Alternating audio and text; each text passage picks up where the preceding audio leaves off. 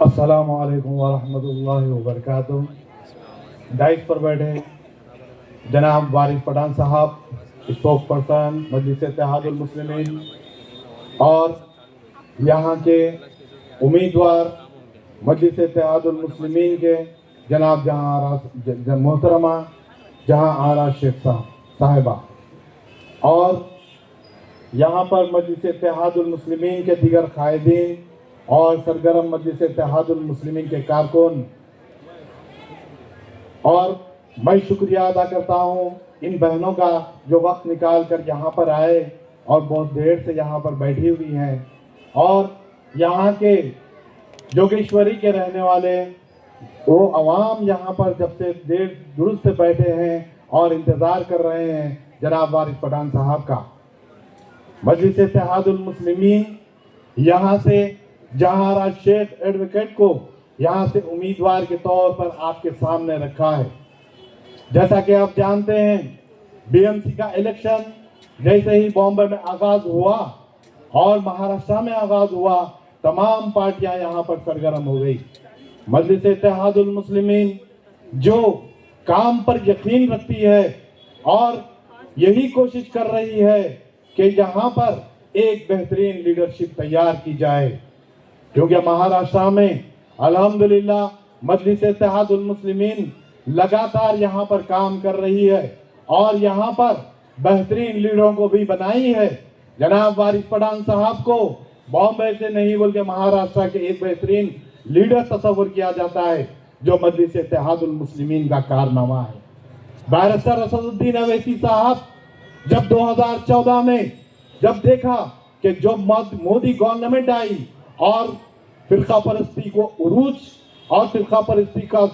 جو عروج ہوا ہے اس کو مد نظر رکھتے ہوئے مجلس اتحاد المسلمین کے صدر بیرسٹر اسد الدین اویسی صاحب نے سوچا کہ ہم کو یہاں پر ایک مسلم لیڈرشپ، جو کمزوروں کی لیڈرشپ، دلتوں کی لیڈرشپ تیار کرنے کی ضرورت ہے۔ تو یہاں ہر ریاست اور ہر شہر میں مجلس اتحاد المسلمین نے اپنے وجود کو تسلیم کروایا۔ بیرسٹر اسد الدین اویسی صاحب نے دیکھا کہ جب لیڈرشپ پیدا ہوگی تو یقیناً ان مظلوموں کی مدد اسی کے ذریعے سے کی جائے گی، کیونکہ فرقہ پرستی کا عروج آپ دیکھ رہے ہیں سارے ہندوستان میں، خاص طور سے جو اقلیتوں میں جو اکثریت ہے وہ مسلمان ہے، وہ مسلمانوں کے اوپر ظلم ڈھائے جا رہی ہے۔ یہی مد نظر رکھتے ہوئے بیرسٹر اسد الدین اویسی صاحب نے ہر طریقے سے یہ کوشش کی کہ ہر ریاست اور ہر شہر میں ایک لیڈرشپ کو تیار کی جائے۔ آپ دیکھ رہے ہیں 2014 سے لگاتار بیرسٹر اسد الدین اویسی صاحب نے ہر ریاست کا دورہ کیا اور ہر جگہ پہ لیڈرشپ تیار کی۔ آپ نے دیکھا بہار الیکشن ہوا، وہاں پر بھی الحمدللہ ہمارے 5 ایم ایل اے وہاں پر بھی بنے۔ کرناٹک میں بھی ہم نے تقریباً کئی کارپوریٹر تیار کیے گئے، تمل ناڈو میں بھی ہمارے کارپوریٹر ہے، اور ہر اسٹیٹ میں الحمدللہ چھوٹے صحیح لیکن برابر لیڈرشپ بنائی جا رہی ہے، کیونکہ چھوٹی لیڈرشپ ہی بنیاد ہوتی ہے۔ میں آپ سے یہی کہتا ہوں کہ یہاں پر جو چھوٹی لیڈرشپ ہے وہ بی ایم سی کا الیکشن ہے۔ یہاں پر اگر آپ جہارا میڈم کو سپورٹ کریں گے، متحدہ طور پر اگر سپورٹ کریں گے تو یقیناً وہ کامیابی کا ضامن ہوگی، اور اس کامیابی کے بعد جب ایم ایل اے الیکشن آئے گا تو ہمارے بغیر یہاں پر کوئی امیدوار جیت نہیں سکتا، اور جب اگر ہمارا امیدوار یہاں کھڑا بھی نہ کیا گیا تو یہ کارپوریٹر رہیں گی، معاہدے کے بنیاد پر بات کریں گی کہ ہم تم کو جتائیں گے، ہمارے کیا حقوق ہے، ہمارے کیا مسائل ہے، ہماری کیا ضرورت ہے، ہمارے جو تکلیفیں ہیں وہ آپ کے ساتھ اس کے ساتھ معاہدہ کریں گی، اور